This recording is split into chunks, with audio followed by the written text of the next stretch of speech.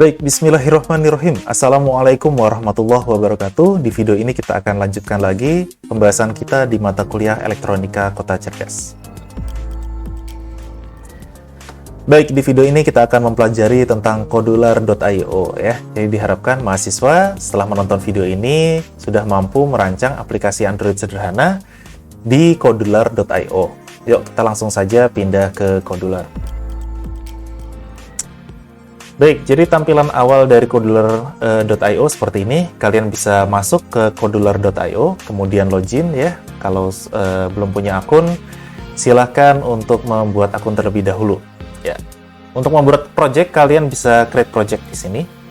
Kemudian ketikkan nama project kalian. Misalkan saya menggunakan nama program pertama, begitu ya. Next, kemudian finish. Kita tunggu sampai projectnya berhasil dibuat ya.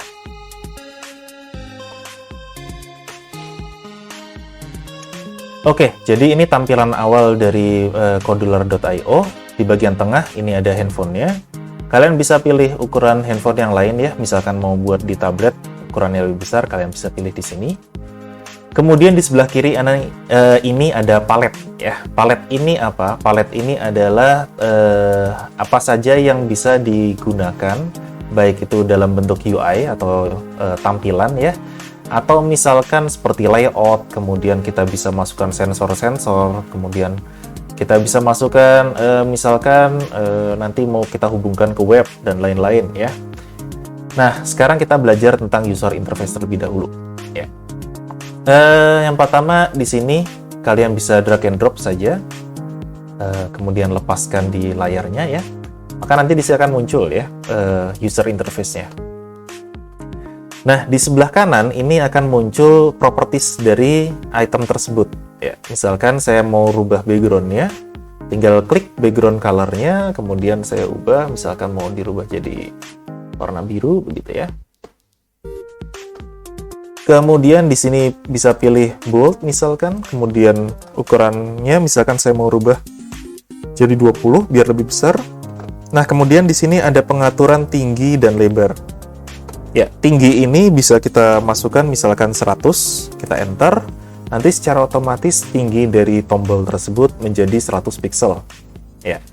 Atau misalkan kita bisa gunakan juga dalam bentuk persen. Misalkan kita mau tuliskan 50% gitu. Artinya nanti 50% dari layar itu adalah tombol ya, atau tombol ini memiliki tinggi 50% dari resolusi layarnya.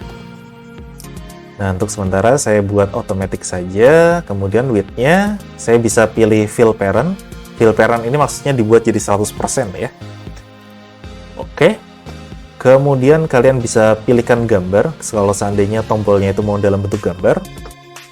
Jika tidak, saya lanjut ke teks. Teks ini adalah apa yang bisa yang nanti muncul di sini ya, di tombol kalian. Misalkan saya mau ganti dengan tulisan kirim gitu ya. Oke, kemudian text color kalian juga bisa rubah warna teksnya. Oke. Kita lanjutkan apa nih? Misalkan saya mau tambahkan text box ya di bagian atasnya. Kemudian saya mau buat propertiesnya, tulisannya bold, fontnya jadi 20, kemudian width-nya fill parent. Nah, yang menarik di sini ada hint ya. Hint ini adalah teks di dalam text box tersebut ya, yang nanti menjadi clue apa yang perlu dituliskan di text box tersebut ya. Jadi text box ini kalau nanti di aplikasinya, kalau kita klik di handphone kita ya, nanti kita bisa mengisi teks di text box ini secara otomatis akan muncul keyboard di handphone kita. Ya. Sebagai contoh, misalkan saya kasihin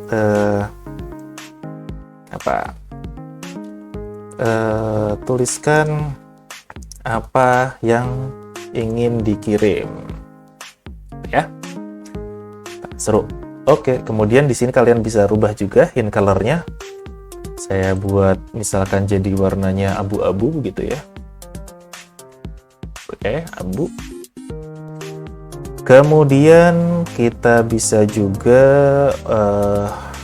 multi line ya. Jadi nanti misalkan yang mau diketik itu panjang, Kemudian alignment-nya saya buat left saja lah. Oke, kita lanjut ke item berikutnya. Misalkan saya mau masukkan gambar, tinggal drag and drop. Saya mau taruh di bagian atasnya. Nah, untuk masukkan gambar, kalian bisa klik di sini ada tombol awan. Ini untuk upload filenya. Kemudian kalian bisa klik upload asset. Ya, nanti misalkan saya mau menggunakan gambar ini ya, ITK coin ini.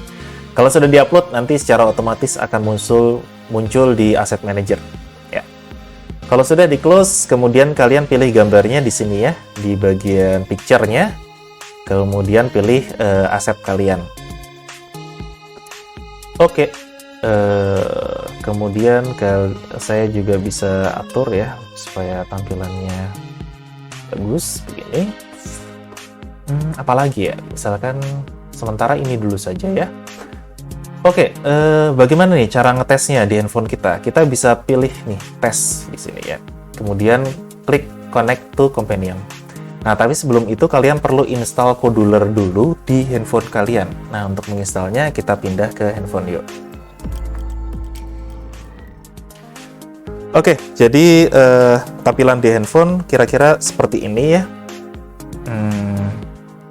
Bentar, saya aktifkan dulu Android-nya. Oh, belum saya colokkan. Maaf. Oke, kita tampilkan di handphone. Bentuknya seperti ini ya. Secara default, kalian bisa cari aplikasi ini di App Store ya. Namanya Codular Companion. Kalau sudah diinstal, nanti tampilannya jadi seperti ini. Nah, kita lanjut ke sini yuk. Connect to Companion. Ini kalau kalian klik, maka nanti akan muncul QR code dari program kalian. Nah, kalian tinggal klik di handphone kalian, scan QR code. Maka nanti kalian bisa scan ya QR code yang muncul di layar komputer kalian. Kalau sudah di-scan, nanti secara otomatis akan sinkron program di laptop dengan di handphone kita. Ya, kita tunggu sebentar. Ya, jadi seperti ini ya tampilannya di handphone kita. Ada hint-nya, tuliskan apa yang ingin dikirim. Misalkan saya ketik, saya sedang bermain Codular. Ya, kirim. Nah, belum bisa dikirim. Kenapa? Karena belum kita berikan perintah kirim ini untuk memberikan instruksi apa ya. Nah, oke. Nah, kita kembali lagi yuk ke ini ya, ke program di sini. Misalkan saya mau berikan indikator sudah terkirim ya. Nah, misalkan saya mau berikan label di bagian bawah sini.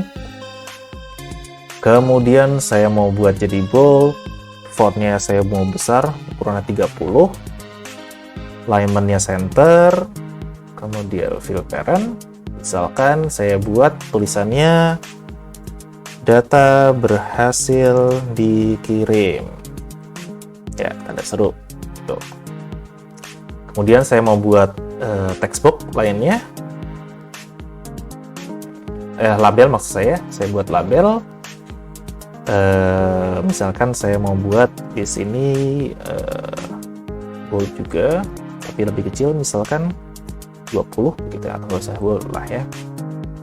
Kemudian saya mau beri warna teksnya deh ya, saya mau beri warna biru begitu.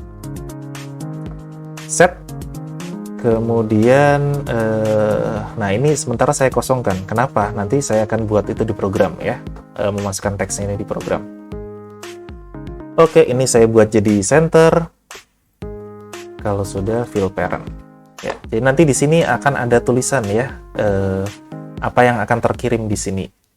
Ya. Nah, sebagai default biasanya ini data berhasil dikirim jangan muncul dulu ya. Oleh karena itu visibility-nya kita hilangkan dulu. Oke, kalau sudah kita masuk ke program. Program itu kalian bisa klik di bagian blok di sini. Nah, di sini kita bisa memprogram semua item yang sudah kita buat tadi ya. Mulai dari tombolnya, textbox, gambar, label 1, label 2 gitu ya. Sebagai contoh misalkan ketika tombol ini diklik, nah mana nih? Ketika tombol diklik, kita bisa pilihkan ini ya. Drag drop, lepas saja di sini. Ketika tombol dikirim, maka apa nih? Label 1 saya mau buat menjadi terlihat kan? Oke, maka saya pilih label 1 visibility-nya itu saya set menjadi apa nih? Menjadi terlihat atau menjadi logikanya adalah true gitu ya. Nah, oke, hasil dikirim. Selain itu, saya mau buat juga label 2-nya itu teksnya berubah ya. Teksnya berubah menjadi data yang dikirimkan. Misalkan kita masukkan di sini, itu adalah text box-nya. Apa itu yang tadi diketik adalah teksnya. Ya, kita akan masukkan teksnya di sini ya. Jadi bagaimana cara bacanya? Di sini adalah ketika tombol 1 diklik, maka label 1 dirubah menjadi terlihat, dan label 2 memiliki teks, yaitu sama dengan text box ya pada teksnya. Yuk kita coba ke handphone kita. Nah, ketik ya, misalkan nama saya Sena, kirimkan. Nah, jadi seperti itu ya, muncul ya. Data berhasil dikirim dan di bawahnya muncul nama saya Sena. Mungkin begitu saja untuk video kali ini. Silahkan dieksplor kembali semua tools-tools yang ada di sini. Mudah-mudahan ilmunya bermanfaat. Wassalamualaikum warahmatullahi wabarakatuh.